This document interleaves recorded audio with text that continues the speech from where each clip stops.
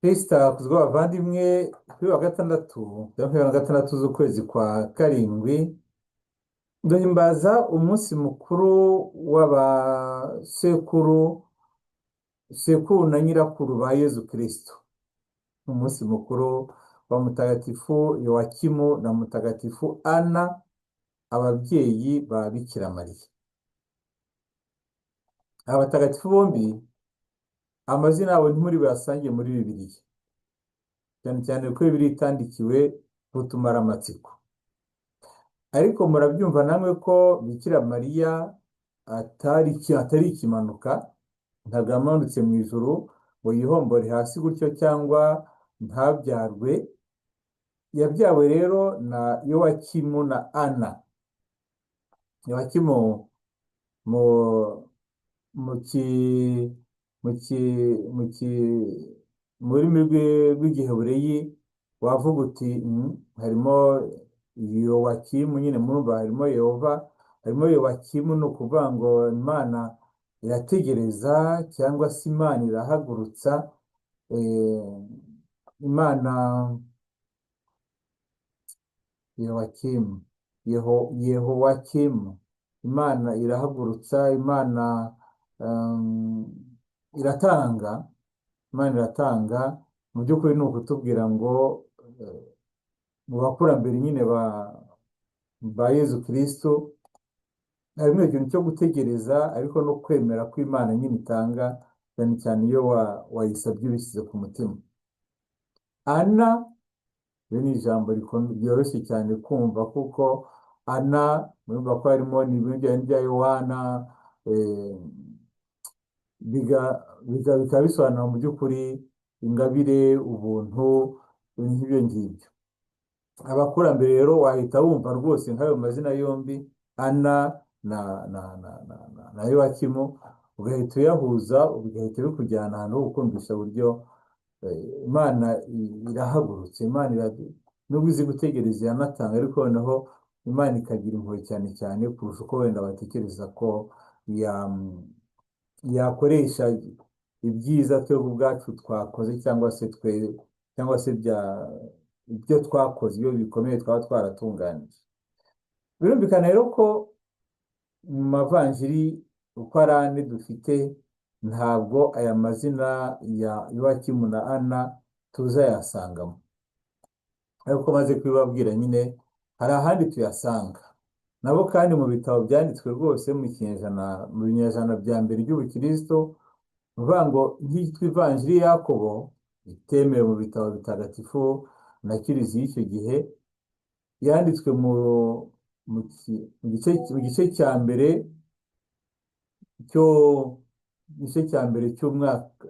cy'ikinyejana cya kabiri, uvuga no mu mwaka w'120 nyuma ya Yezu Kristo. Indi vanjiri dusanga amateka none ya Ana na Yowakimu ni iyitwa ivanjiri itari yo ya Matayo, pseudo Matthieu. Ivanjiri itari yo ya Matayo yo yanditswe mu ijana cya gatatu cya kane. Uko biri kose ibyo bitabo byombi, ivanjiri itari ivanjiri ya Matayo n'ivanjiri ya Yakobo, ni ibitabo dusanga mu bitabo bya kera bibitswe muri kiliziya, mu cya kintu cyitwa Patrologia Greca. Yo cyiza cya kiliziya nubwo itemeye ibyo bitabo, bivuga iti ibingibi bikabyo cyangwa se byanditswe nyuma, ariko ntabwo yabiciye, ahubwo yarabibitse.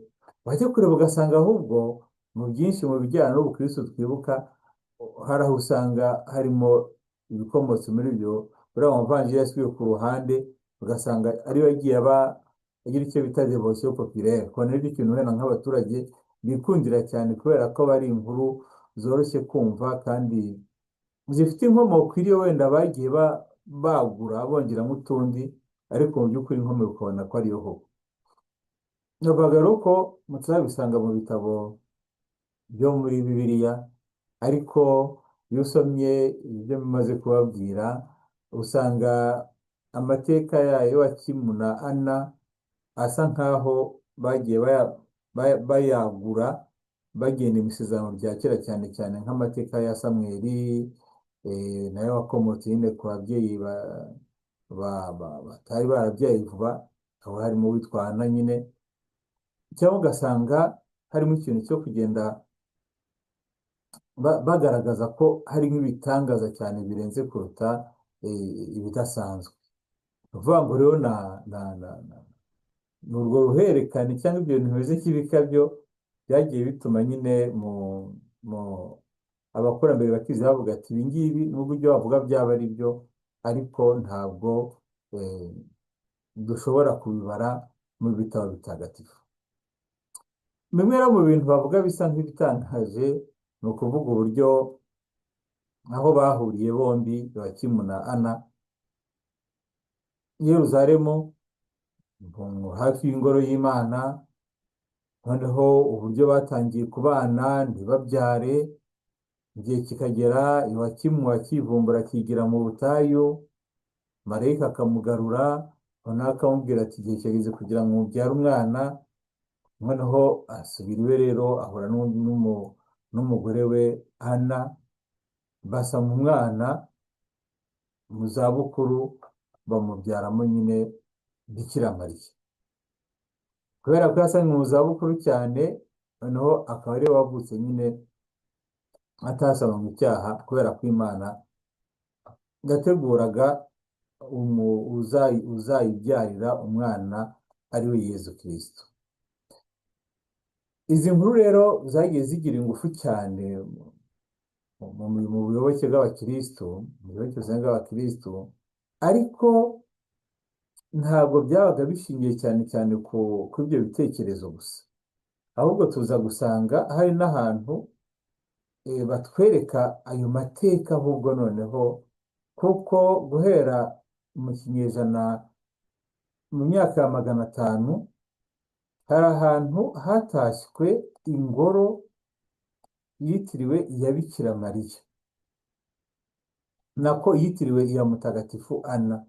Ubwo turi nyine i Yeruzalemu, aho hatashywe iyo ngoro turi mu myaka ya 500, kwari uburyo bwo kugira ngo bagaragaze rwose ko ibyo bitekerezo ariko iyo ngoro ubundi cyane cyane uko mubyumva nyine, aho kwitirirwa Yowakimu na Ana, yitiriwe cyane cyane Ana. Hari abavuga bati impamvu urabona Ana yagiye avugwa cyane, Bikira Mariya agenda avugwa cyane, bakavuga bati birumvikana kuko abagiye cyane cyane batekereza ku buzima bw'abatagatifu bari abagabo, kandi abagabo urumva na ba mama wabo nyine ntawakoraho, noneho bigatuma bakora devosiyo ikomeye cyane kuri Ana no kuri Bikira Mariya, akenshi kubera ko nyine barimo kuvuga uti tuba turi kuvuga ibyacu. Ubwo rero iyo devosiyo kuri Ana yagiye ikura cyane, iyo kuri Yowakimu isa nk'igenda ikendera, ku buryo kugeza rwose mu nama ya Konsili Vatikani ya kabiri, umunsi mukuru wa Yowakimu n'uwa Ana ntabwo byaberaga umunsi umwe. Ni ukumvisha rero ukuntu nyine ari ibintu bya kera, ubuyoboke bwa kuri Mutagatifu Ana. Ariko ntagiye ntinda cyane cyane ku by'amabonekerwa yagiye abaho, aho yanagiye yigaragaza kenshi kuruta Yowakimu, aho Ana yagiye agaragara ku buryo bunyuranye mu gutabara abantu, mu kugira gute. Mu Bufaransa hari ahantu henshi cyane hitirirwa Mutagatifu Ana. Nta nubwo rero bitangaje kuba abo Bafaransa bamaze kuza muri uyu mugabane wa Amerika, usanga ahantu henshi baragiye bashyiraho bibuka cyane cyane Mutagatifu Ana, kubera ko nyine byaturutse cyane cyane muri za Bretagne hariya mu Bufaransa, biraza nyine bigera no muri ibi bihugu, noneho bigera n'ahandi.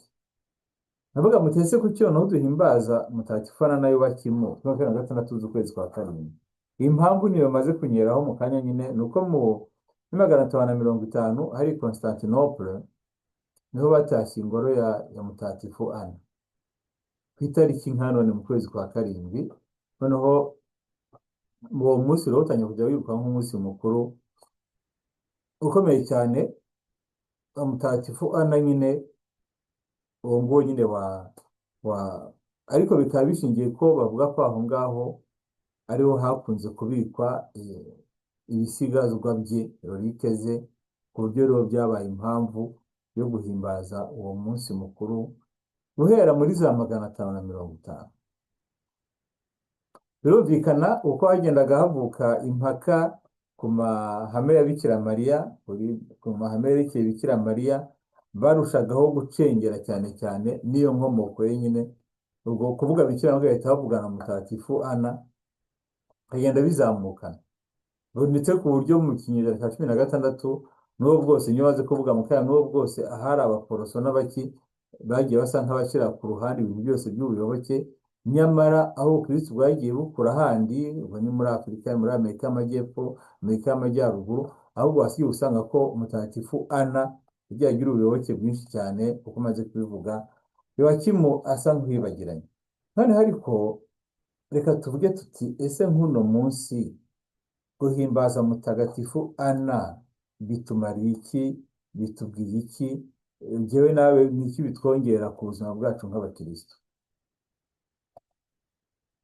Mu bihugu byinshi umunsi mukuru wa mutagatifu Ana na Yowakimu iyo bawuhimbaje banibuka ba sekuru na ba nyirakuru b'abantu. Ni umunsi mukuru wo kuzirikana akamaro n'agaciro ka nyogokuru na sokuru mu buzima bwacu, cyane cyane bwa gikristo. Abenshi baba barageze ku bukristo babikomeye cyane cyane ku kuba ababyeyi babo nyine ababyeyi babo baragiye babitaho, kuko batwishaga n'ibindi byose, ariko harimo no kutumenyesha nyine Imana. Icyo ni icya mbere kandi gikomeye. Icya kabiri ni ukuzirikana ko Bikira Mariya ni nk'indunduro y'urwo ruhererekane rwatangiye guhera kuri Aburahamu. Amasezerano ava kuri Aburahamu uko yagiye akurikirana kugera nyine kuri Yowakimu na Ana, ubwo havukaga wa mugore wari waravuzwe mbere ya Aburahamu, uzajanjagura agatwe k'inzoka. Ni ukuvuga ngo kuzirikana Yowakimu na Ana nituzirikana urwo ruhererekane rwose. Ntibitangaje kuba amasomo dufite kuri uno munsi ari y'avanjiri, aho Yezu abwira abigishwa be ati benshi cyane bifuje kubona ibyo mwe mubona ntibayibona, kubera ko nyine byari bitaraba nyine. Mu ivanjiri ya Matayo umutwe wa 13:17 avuga ati benshi abakurambere bose bifuje kubona ibyo babona ntibayibona. Bihita binyibutsa amagambo ya Tereza w'umwana Yezu yamaze kuzirikana ku buzima bwa Bikira Mariya, akareba ibyo yaciyemo byose, noneho akibaza ukuntu byamuremereraga cyane. Tereza Mariya akavuga ati yewe, ibaze twebwe uyu munsi iyo tuzirikana ku buzima bwe tukareba n'ibituremera muri ubu buzima, nibura twe turamufite nk'umumama wo mu ijuru dushobora kubitura.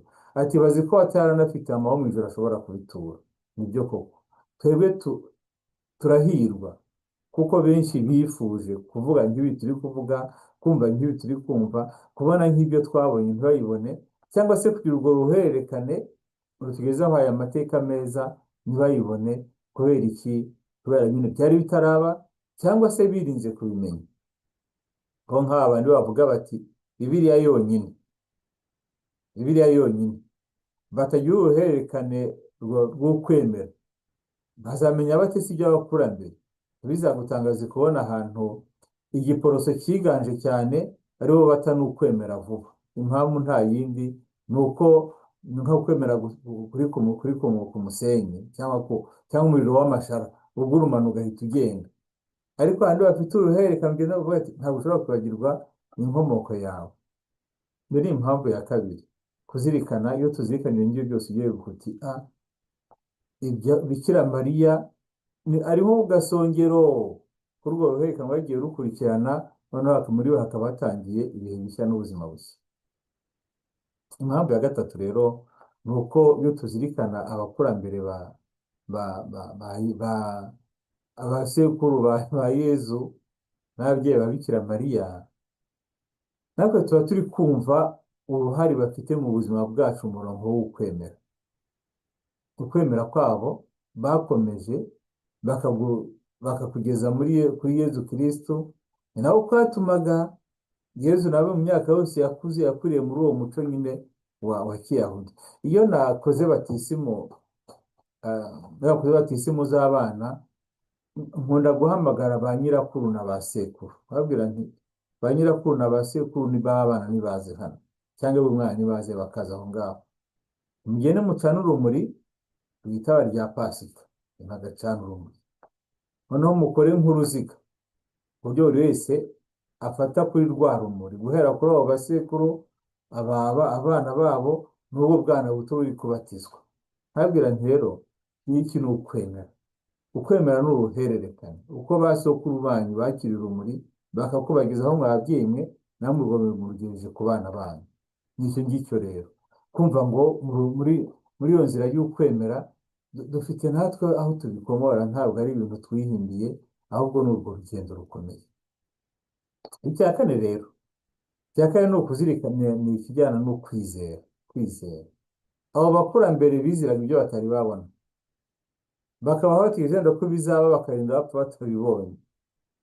Hari n'abantu kino gihe batukwizera bakavuga ati niheza atazanagaruka, none se aho twamuvuga imyaka yabaye 2000, abandi bari gutera urwenya bavuga ati yewe, ati kuva mvuka baririmba ngo ari hafi umwami agiye kuza, nka ntawe rigeze mbona, ati reka mfate nitangiye ninywere inzoga naho ibindi ngibyo by'abandi no. Ariko urumva nyine niho kurambirwa.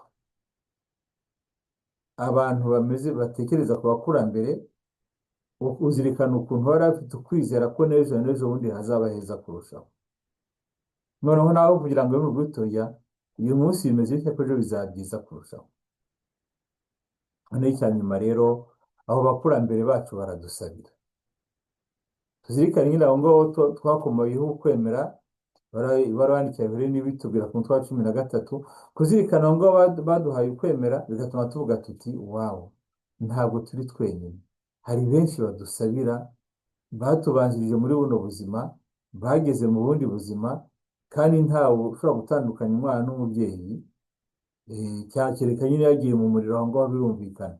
Ariko twemera ko abakurambere bacu bari bafite ukuntu bafite ukwemera kwabo, bagakomera ku mico yabo, wenda bataramenya ubukristo, ariko bakaba barakurikiye iby'umutimanama wabo, abo ngabo bageze mu ikuzo ry'Imana. Ibyo rero uwamaze kubyemera aravuga ati, kuzirikana Yowakimu na Ana, impamvu yo kuvuga ngo n'abacu turemera ko bagezeyo, aho kumenya kubashakira mu bakwiye tubashakire mu buzima, kandi twumve ko niba baragezeyo baragumya kudusabira. Ababyeyi rero ba Bikira Mariya batubera urugero, cyane cyane abasokuru bacu bakibafite hafi. Kumwe mumenye ko umusokuru za nyokuru bafite akamaro karemereye cyane mu buzima bwawe busanzwe, ariko no mu buzima bw'ukwemera. Ubundi rero uwo babyaye ntibikira tutasanga icyaha, dushyire byose mu biganza bye, umubyeyi utwumva kandi utukunda. Noneho uko nabibabwiye mu ntangiriro, kuzirikana akamaro ka nyogokuru na sokuru wawe, bigatuma nawe urushaho kumva ko utari ikimanuka, ahubwo ufite urugendo urimo. Ibibi bishobora kuba byarabakomotseho, tugasaba guca ukubiri nabyo, ariko ibyiza babayemo tugasaba ko bikomera mu buzima bwacu bwa buri gihe. Abo bakurambere bacu batuvuganire kandi badusabire ku izina ry'Imana Data na Mwana na Roho Mutagatifu. Amen.